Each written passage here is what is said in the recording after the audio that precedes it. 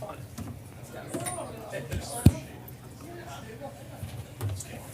Okay, all right, we good? Hello. All right, good evening. I'll call to order the regular meeting of the Hampton Township Council for Wednesday, May 22nd, 2024. We will start with the pledge. Pledge Allegiance to the flag of the United States of America and to the republic for which it stands, one nation, under God, indivisible, with liberty and justice for all. Roll call, please. Ms. Blackburn? Present. Ms. Fritsch? Present. Mr. Midgley? Present. Mr. Scholle? Present. Dr. Johnson? Present. Mr. Speakman? Present, I hope. Yes, we can hear you, Jerry. Thank you for joining. All right, first item on the agenda. Can I get a motion to approve the minutes from the regular meeting held Wednesday, April 24th, and the agenda meeting held May 8th, 2024? So moved. Second. Roll call? Ms. Blackburn?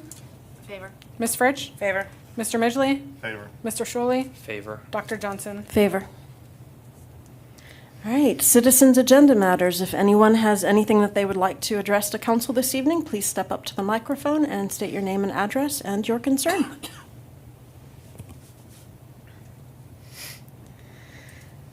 All right, moving on to administration. Item A, please. Oh, actually, item A is the possible appointments to the zoning hearing board. And since we have not had a chance to interview people or review resumes, I would like for us all this evening to try and set up a few times where we might actually be able to get together to interview our candidates. So in the meantime, can I have a motion to table the zoning hearing board appointments until such time as we've had a chance to review resumes and interview candidates? So move. Second. Roll call. Ms. Fritsch? Favor. Mr. Midgley? Favor. Mr. Scholle? Favor. Ms. Blackburn? Favor. Dr. Johnson? Favor. All right, now item B, please. Yeah, so the motion before you tonight is advertising an amendment to essentially our purchasing code for the township. We talked about this at the last meeting and strategic planning meeting. The changes are mostly, a lot of them are to comply with our current practices as well as conformance with state law and bidding requirements. From an administrative perspective, the biggest difference is you would see purchase orders go from 500 to 2,500, which would probably cut down on what? 85%, yeah, of our purchase orders. And adjust, as I mentioned, adjusting thresholds for bidding to match what's promulgated by the Commonwealth, and then adding language relative to pre-qualification, disqualification of contractors, as well as guidelines for use of our purchasing cards. Legal is reviewing the ordinance. They don't really have, there was a minor thing I talked about with Bailey that I don't think really affects the overall syntax of the ordinance itself. You'd be advertising it this month and taking action on it at the meeting, the regular meeting in June. So, Did anyone have any questions about this? All right, then can I get a motion to authorize the manager to advertise a proposed ordinance providing for the establishment of purchasing procedures? So move. Second. Roll call. Mr. Midgley? Favor. Mr. Scholle? Favor. Ms. Blackburn? Favor. Ms. Fritsch? Favor. Dr. Johnson? Favor. All right, item C, please. I'll defer to our Director of Facilities, Mr. Young. Thank you. Good evening. Just as the last meeting, the agenda meeting, the HVAC contract is just being recommended that it be awarded to Hockenstein Mechanical. Again, they're our current contractor for it. It's a 1 year with a 3-year option. Daikin did submit a proposal at $31,692. After that, like I stated before, they re-quoted their submittal at $23,616, which is $180 shy of Hockenstein's proposal, as I stated last time. But what they did is they missed hours on their quote, so they revisited and found errors. But I'm still recommending Hockenstein just to keep that contract with them at least for another year, but with a 3-year option. And again, just to reiterate what I said last time, some added equipment was on this new contract, which would have been like refrigeration equipment and some other HVAC equipment as well. Currently, we pay $18,000. So as I stated that last time. So that's the difference between the two. All right, did anyone have any questions? Just real quick, so next year it's not an automatic option, so we'll have to go back and reauthorize next year if we want to go down that path. We wouldn't have to go through this, it wouldn't have to go through approval, but if we did not want to go with the 3-year option or second-year option, third-year option, then yes, all we would have to do is do a written Cancellation. cancellation, yeah. Okay. And then are we going to solicit bids again next year just to sanity check, just to make sure? I would like to do that, correct. Okay. All right, any other questions? All right, then can I get a motion to award the contract regarding the HVAC preventative maintenance program to Huckenstein Mechanical in the amount of $23,796 for year 1 with a 3-year option per the facility director's recommendation? So moved. Second. Roll call. Mr. Shuley, Favor? Ms. Blackburn, Favor? Ms. Fritsch, Favor. Mr. Midgley, Favor. Dr. Johnson. Favor. All right, for the North Hills Council of Government, articles of agreement regarding Morton Salt contract should be sent out this week. We're entering base year 2, and salt will be $84.22 per ton. We are also nearing time to renew the Verizon franchise agreements, as they should expire towards the end of next year. So Cohen Law Group is being looked into to renegotiate those contracts. June 6th, if anyone's available, will be the North Hills Council of Government Equipment Vendor Show with demonstrations, educational sessions running. It runs from about 7:30 in the morning till the afternoon, and if you'd like to attend, please register.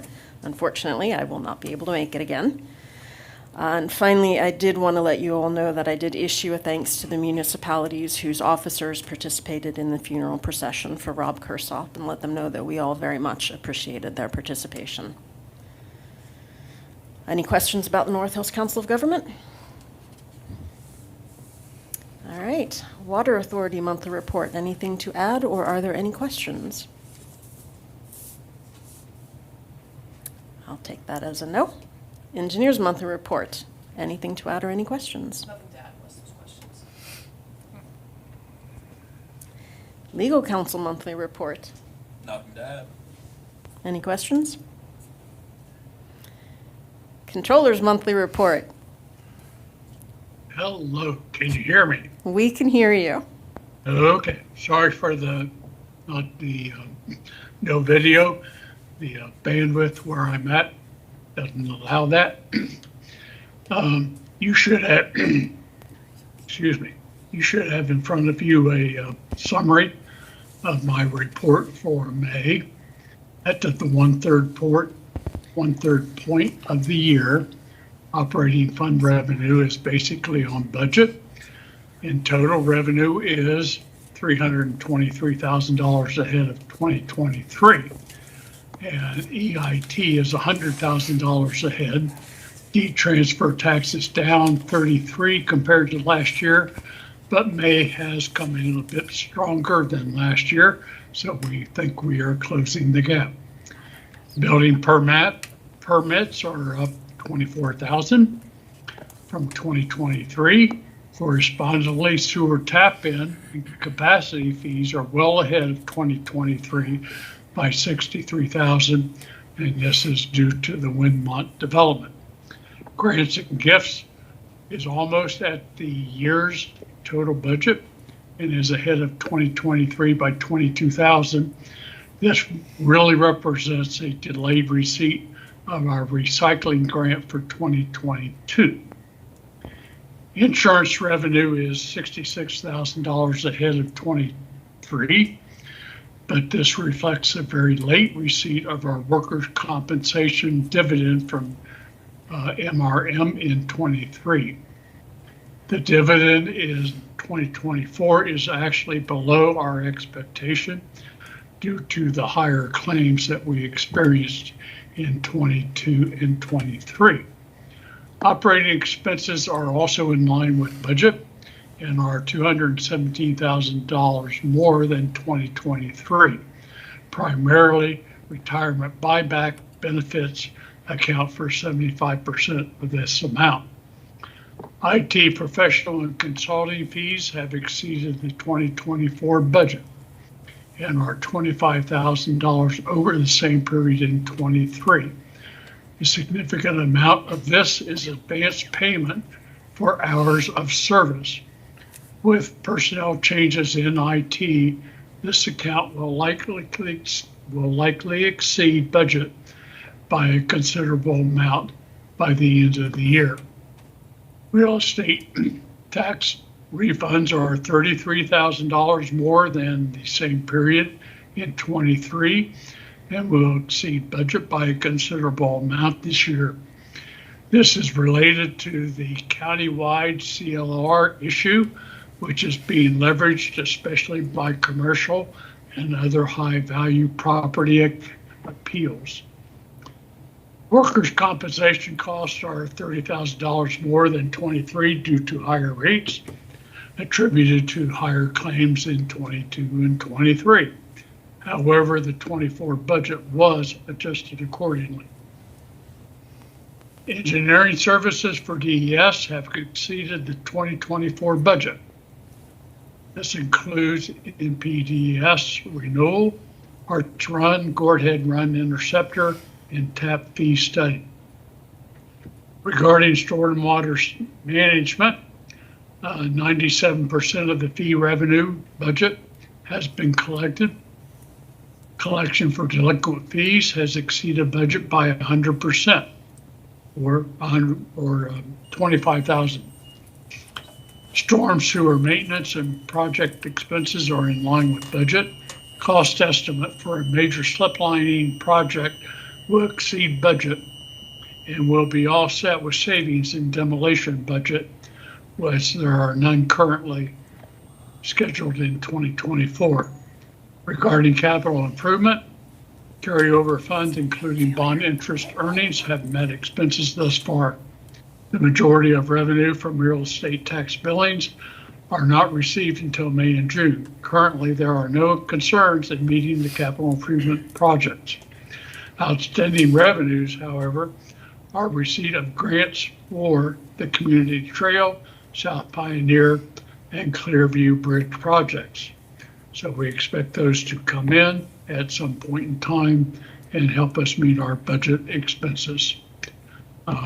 Outside of that, I have no other comments unless there are additional questions. Did anyone have any questions? Hey Jerry, it's Dan. I'm struggling with just reading, I think. Stormwater management 97% collected. The next sentence, collection for delinquent fees. So that's saying we collected on past due fees from prior years? Correct. We have a Okay. budgeted amount for collection from prior years that were not paid. And so that refers to that collection of that estimate. Thanks, Jerry. All right, did anyone else have any questions? All right, thank you, Jerry. Information technology report, were there any questions or anything to add? All right, and the library board actually doesn't meet until next week, so I have nothing to add to the library report at this time. Public safety, please. I would defer to the manager for the ordinance. Yeah, this is similar to the purchasing ordinance, the advertisement for it that was just authorized. This would be a situation where we're advertising, our desire to take action on the ordinance at the regular meeting in June.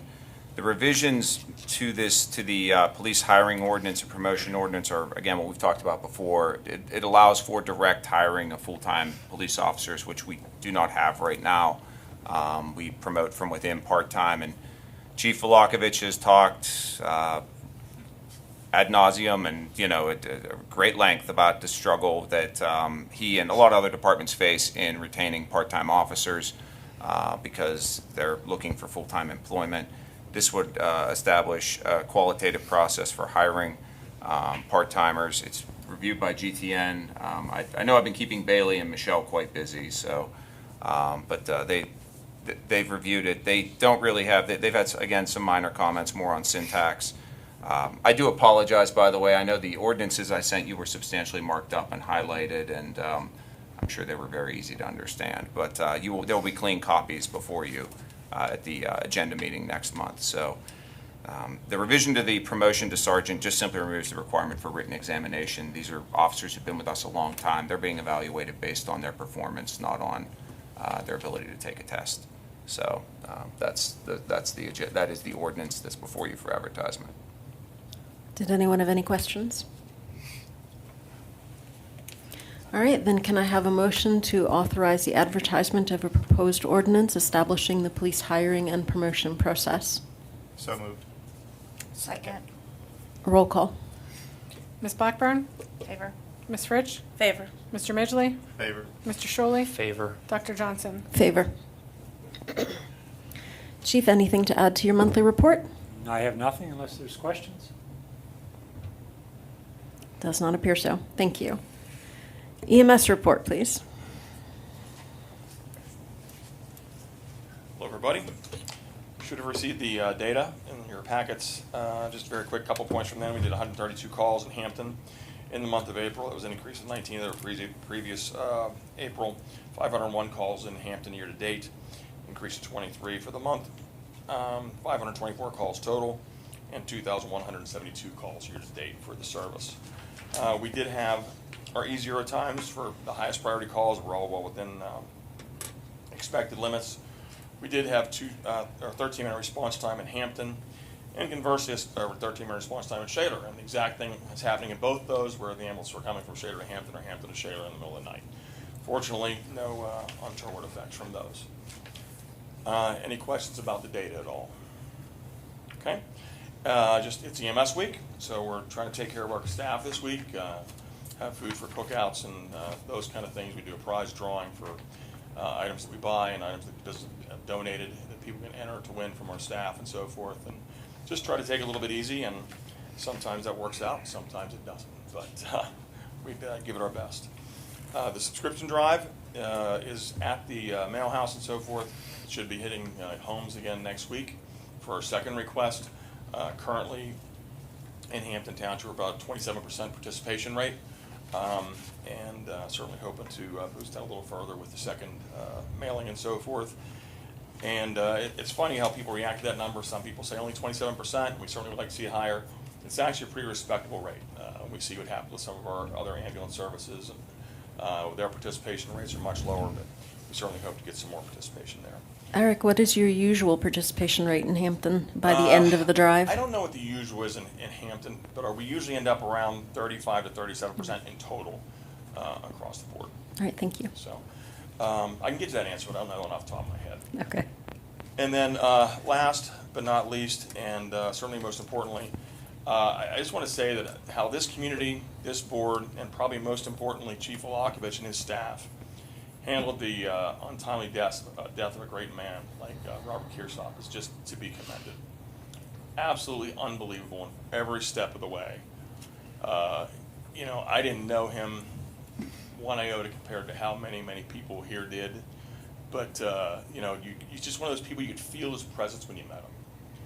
And the way this community responded, I'm sure, I can't imagine that his family did anything but overly appreciate it, and it was just amazing to watch, and I hope he was watching down on us all, and I'm sure he appreciated it. So, just want to say well done indeed. Thank you. And unless there's any questions, that's my report. Thank you all very much. Thank you. Have a good Memorial Day weekend. Thank you, you too. Thanks.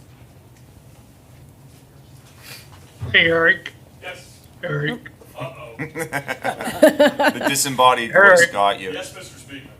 Hello. He hears you. What's your question, Jerry? I would just like for you to comment to council the current status of ambulances. I had that on my list and I scratched it. So we ordered in 2020, August 2021, we got 2 new ambulances. Knowing there were supply chain issues, we ordered in June of 2022 2 nearly identical ambulances. I mean, they're tiny, minor changes to tweaks, which is a big deal for us because our staff had designed those very specifically for us. And the fact that there was so little change was really a point of the work they did. So we placed that order, hoping for delivery at the end of last year, beginning of this year. They've had the chassis at the manufacturer since September of last year. They're telling us they hope to deliver them this year. Hope to. The cost has gone from $206,000 to $262,000 per ambulance. Sorry, I coughed. Did you say 206 to 262? Yeah, I did indeed. Okay. I did indeed. The cost of the stretcher system alone has gone from $46,000 to $73,000. And that's the price of the stretcher, the price of the device that loads into the ambulance, and the 7-year warranty on the stretcher. So the good, that's all the bad news, I guess. The good news is that, like the first time we bought them, one of these ambulances is 100% grant funded. So very happy to report that. But we're getting a little long in the tooth in a couple of those ambulances will replace, but we're okay. So, is there anything I missed there, Jared, that you'd like me to add?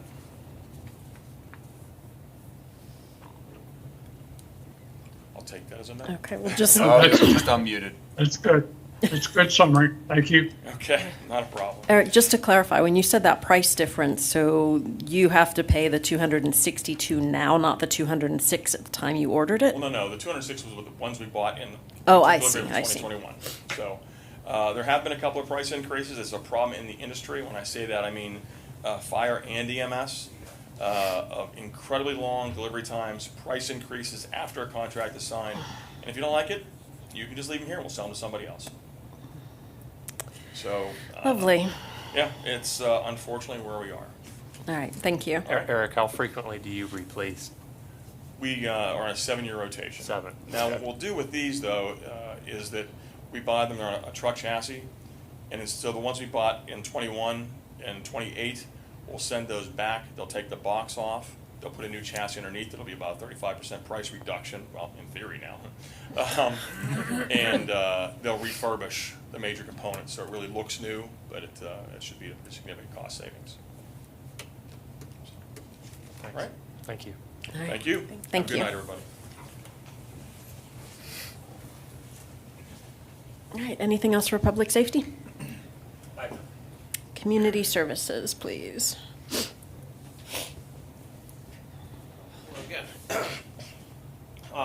Again, from the agenda meeting, this is the AT&T Building Improvement Capital Fund request for release of the full $25,000.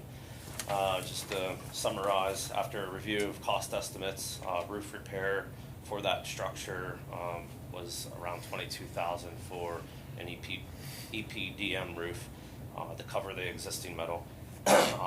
Just kind of a patch type of repair, or repair to stop the leaks was right around $5,000, but the estimated time frame would be like 3 to 5 years for that. So we were looking something for more long term. That being $22,000, garage doors to open up where the boarded windows are. Once I stopped there, once I had the price for the roof repair, and then of course to add heat. So we're looking to purchase a similar structure that is currently right beside this building, tear down the AT&T building, and that comes from roadside structures at a cost of $16,000 change, 16,000 and change. The rest of the funds will have to do with disconnecting electric, rerunning electric to the new structure, and disconnecting electric from the AT&T structure, as well as insulate plywood, the walls and ceiling, and add heat to the new structure. We would not exceed that dollar amount. Some of the stuff is going to be done in-house. We're looking at like 6 to 8 week lead time for the structure to be built. And I remember a question coming up last meeting, that quote being a 7-day valid. I did talk to them. Yes, it is still valid at that same cost. Any questions?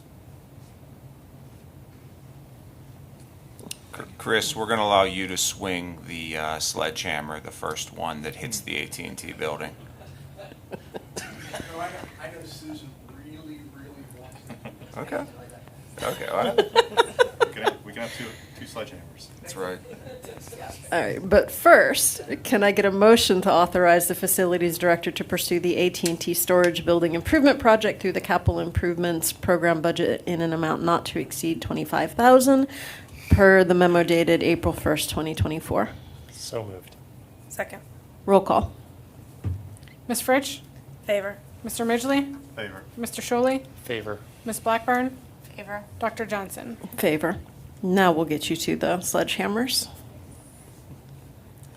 All right, next item, please. Yes, so the item here to take action on is the purchase of a backboard for the tennis courts. For the 2024 capital improvement program, we budgeted $400,000 for replacement of the existing tennis courts. As part of this project, when we were going to bid it out, was the installation of a backboard by the contractor. The contractor that we awarded to Vasco Sports Paving was in the amount of $342,147.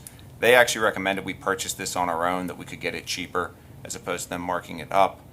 In conversations with the tennis, with the school district, with the pickleball folks, 10 by 32 backboard was the preferred size.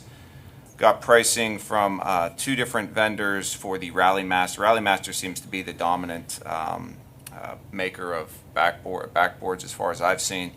Do It Tennis quoted this project at $10,249. The other vendor was about $400 higher. The backboard would be installed by Public Works staff after, though the exact location is not yet determined. So we're recommending purchase of the backboard for the amount of $10,249 from Do It Tennis, Ms. Martino and I. Sorry, who did you say that was being purchased from? Do It Tennis. Do It Yeah, Tennis. Rally Master is the manufacturer, Do I It Tennis see. is the vendor. What is the backboard made out of? It's made out of some type of it. It's a composite material now. I don't know what specifically. It's not plywood like they used to. Right. Yeah. And do we know how long it's supposed to last? From what I was told, 10 years. So, We'll yeah, get 20 out of do what we can. It's $1,000 a year. it. Yeah. All right, any other questions? No. All right, then can I get a motion to authorize the Parks and Recreation Program Administrator to purchase the tennis courts backboard from Do It Tennis in the amount of $10,249 through the Capital Improvement Program budget? So moved. Second. Roll call. Mr. Midgley? Favor. Mr. Sholey? Favor. Ms. Blackburn? Favor. Ms. Fritsch? Favor. Dr. Johnson? Favor. All right, next item, please. Yes, the resolution before you would authorize the submission of a grant to the Greenways Trails and Recreation Program for lighting of Meadow Field. We've talked a lot about the project at Meadow, both the turfing and lighting. This grant, the maximum we can apply for through this program is $250,000. Ms. Martino and I were actually finalizing this grant today. We're requesting the full $250,000. In talking with Musco Lighting, who's a CoStarz contractor, they've done a lot of work locally. They think they can do this project for in the neighborhood of $450,000. In a perfect world, we would know if we got this grant by the fall, so we could incorporate it into the 2025 budget if we did.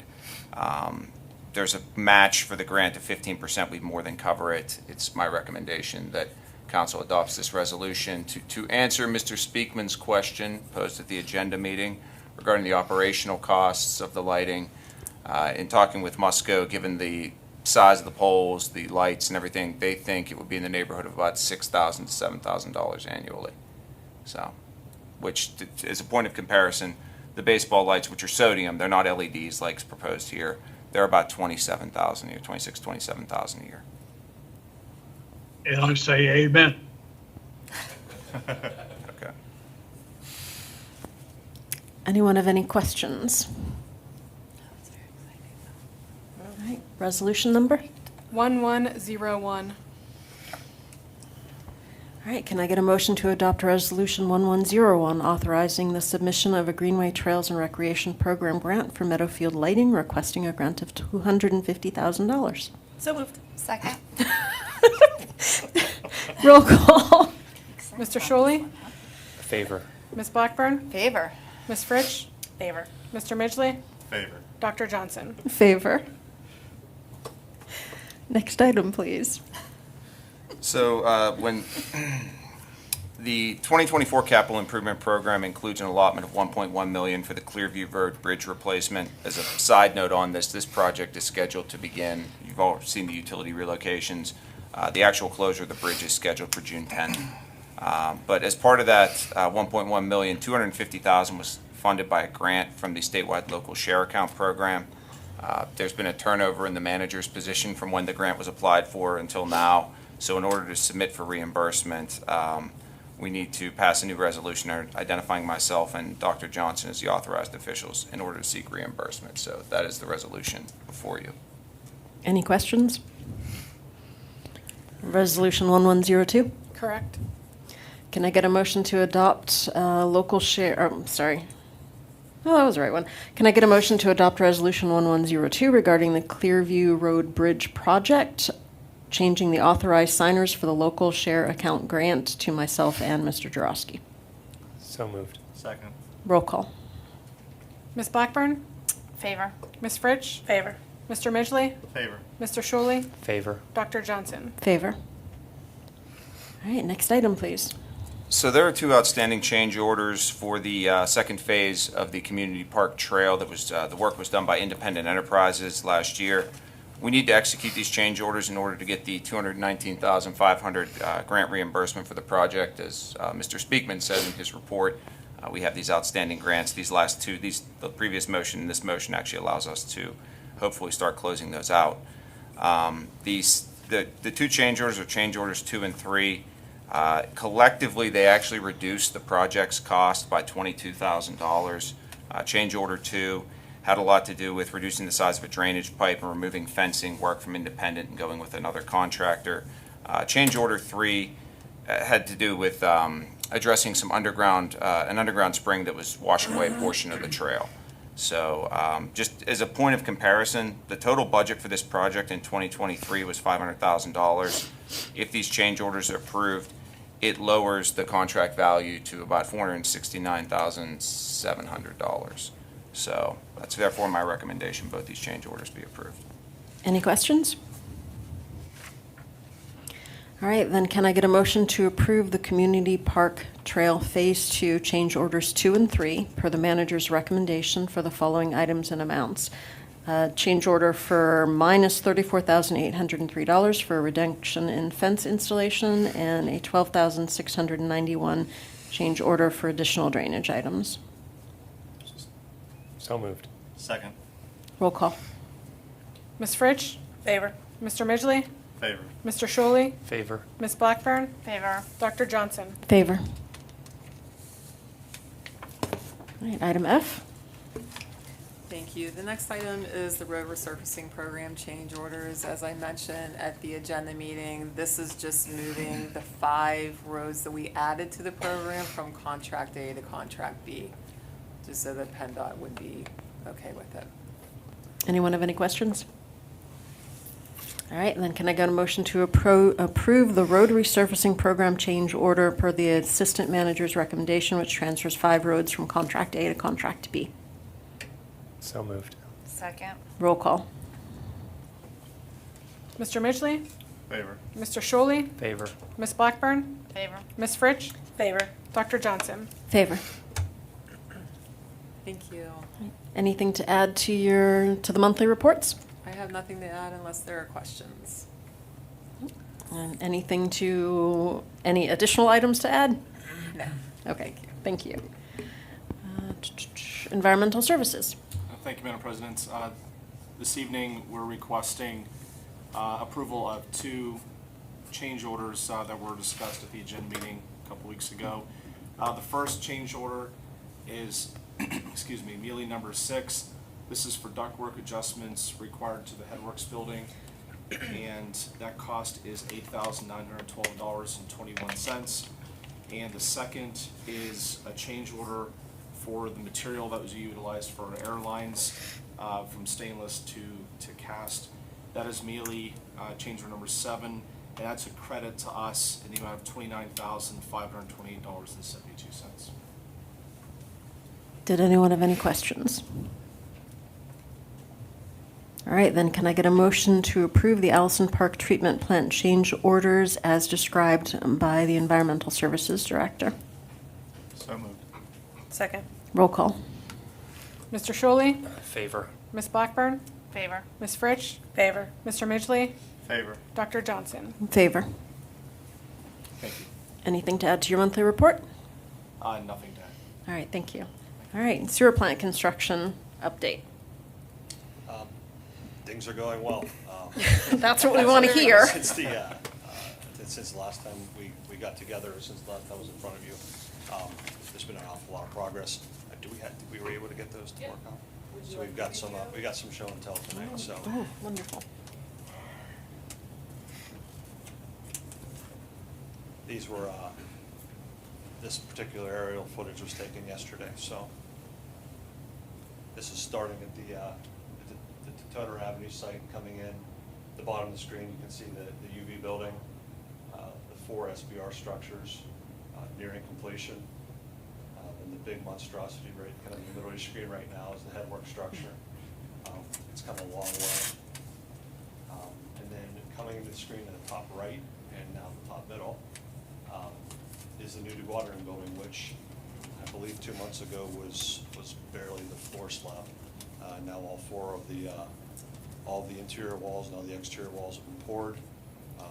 Actually, after that, yesterday they got all of the support structure in place for the second-story floors. This is just kind of carries out through the end of the site, all the way out to Duncan Avenue.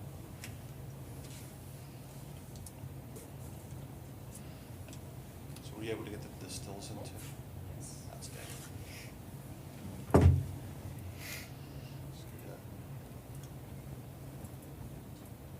So this is the headwork building. So towards the bottom of the screen where the white boxes are on the top, those are all the air handling units for the structure. The two kind of black boxes right kind of above those are the hatches for the influence screens. And then that structure carries all the way down to the bottom where the pumps are. The structure kind of the tallest of the three, kind of more towards the middle top of your screen.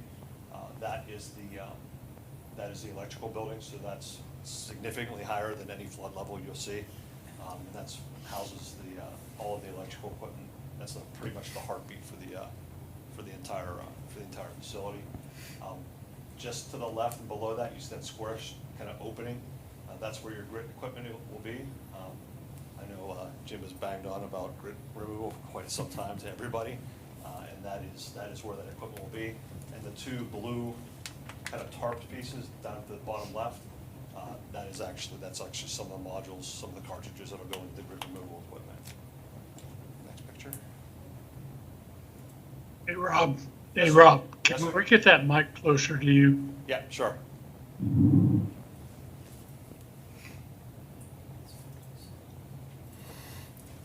So the next one is the SBRs. Can you hear me okay, Jerry? Yeah, thank Okay. you. At the bottom, you'll see that's the pre-react. That's where the flow will initially come in. Then the major part of the treatment process happens in the larger part of the tanks. The pieces kind of at the top of those tanks, those are the decanters for the process.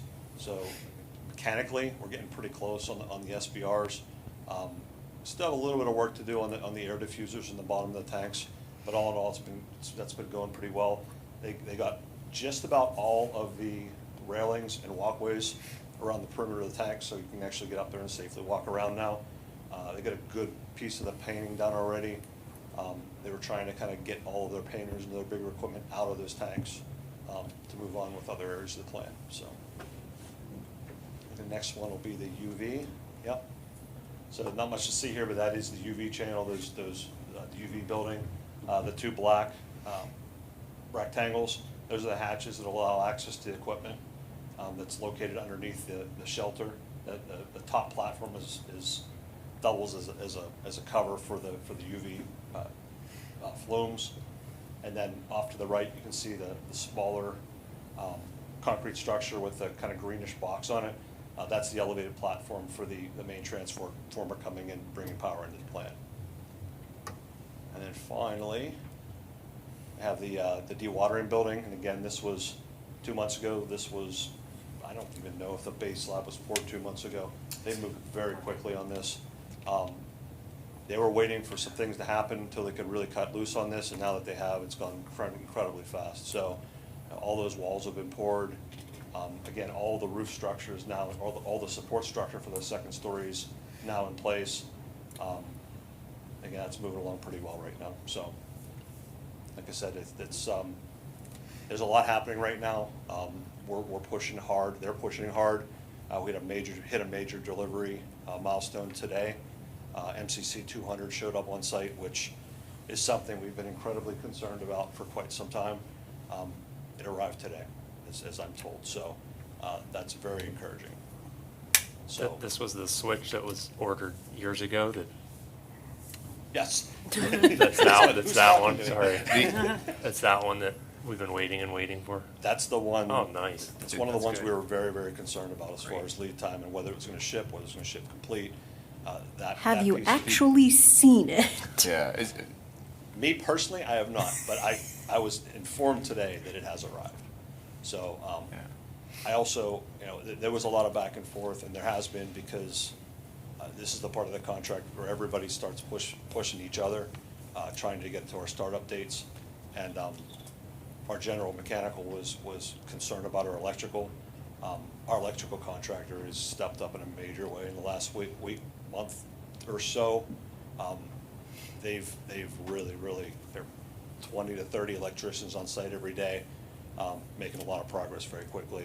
It's getting to the point now where it's like we got loose ends, and it's like we got to button this up, because we're trying to get to that place where we're going to be putting flow to this plant later on this summer. So it's a busy time, but things are going well. Everybody's communicating very well. Encouraging. All right, thank you. Thank you. Does anyone have any questions? Thank All you. right, thank you. All right, Jim, anything else? I have nothing unless there's questions. All right, thank you. Thank you. Zoning and planning, please. Okay, all of you should have received an email from myself earlier this afternoon. The applicants for the Fry Cane Pioneer Place development have requested to be tabled through July 25th. So they are working on the remaining stormwater items and the approval from Crest for the pipe. In conversations with them, I do believe that they will get there. They just need a little more time. So I would recommend that we would approve this extension and grant the tabling through July 25th. Okay, quick question. July 25th is the Thursday after our voting meeting in July, so does that mean we'll actually take action on it in August? No, through the July regular meeting. Okay. Yeah, I think they were just giving an extra day for whatever reason, but that was the date that they put in their email. Okay, but we will take action on it on July 24th. Correct. Okay. Any questions? Does that affect our mandatory, was it 90 days? 60. 60? Yeah, so that supersedes the 60. Okay, Yeah. thank you. All right, then can I get a motion to accept the extension and table the Fray Cane preliminary PRD application 23-08 to July 24th, 2024? So moved. Second. Roll call. Ms. Blackburn? Favor. Ms. Fritsch? Favor. Mr. Midgley? Favor. Mr. Shuley? Favor. Dr. Johnson? Favor. Okay, the next item we discussed at the last meeting. Since then, the school district has passed a similar resolution approving the sale of this vacant parcel on Hollywood Drive to Kenneth and Ashley Downing. So unless there are any questions, I would recommend enactment of that ordinance. Any questions? All right, resolution 1103. Correct. Can I get a motion to approve resolution 1103 approving the sale of a vacant parcel on Hollywood Drive to Kenneth and Ashley Downing? So moved. Second. Roll call. Ms. Fritsch? Favor. Mr. Midgley? Favor. Mr. Shuley? Favor. Ms. Blackburn? Favor. Dr. Johnson? Favor. And then for the referrals, as I mentioned in my memo, we do not need to do an application for this one that we had originally thought. So I'm just going to take that off the agenda. No action is needed. Okay. And unless there are any questions, I don't have anything to add to my monthly report. It doesn't seem like there are. Thank you. Old business. The community pool opens in 62 hours and 44 minutes. Have we looked to see what the weather's going to do? Please tell me this lovely summer weather's going to hold out. It has to, given the way that Pints in the Park was rained out, yes. It wasn't entirely rained out. Let's see. Anything else? No. All right. New business. The only thing I would add, I missed one point on the tennis courts. We talked with Vasco. They are intending, though they'll get us a definitive date by Friday, they are intending to begin reconstruction of the tennis courts on June 3rd. So in a perfect world, the courts would be opened possibly as soon as mid to late August. Yeah, and I do have to commend, one point I should have made on the police hiring procedures. I have to commend the work of Chief Velakovich. He's been rewriting the application for the full-time officer while we've been going through this ordinance amendment, and he got Susan and I a copy of it today. Susan's already given it a very good review, but it was a lot of work, and he's undertaken it, and hopefully it makes the process move more smoothly. All right. Anything else? All right. Does anyone else have anything that they would like to add for new business? All right. Then we are going to adjourn to an executive session, after which no additional actions will be taken. Thank you, everyone, for coming this evening.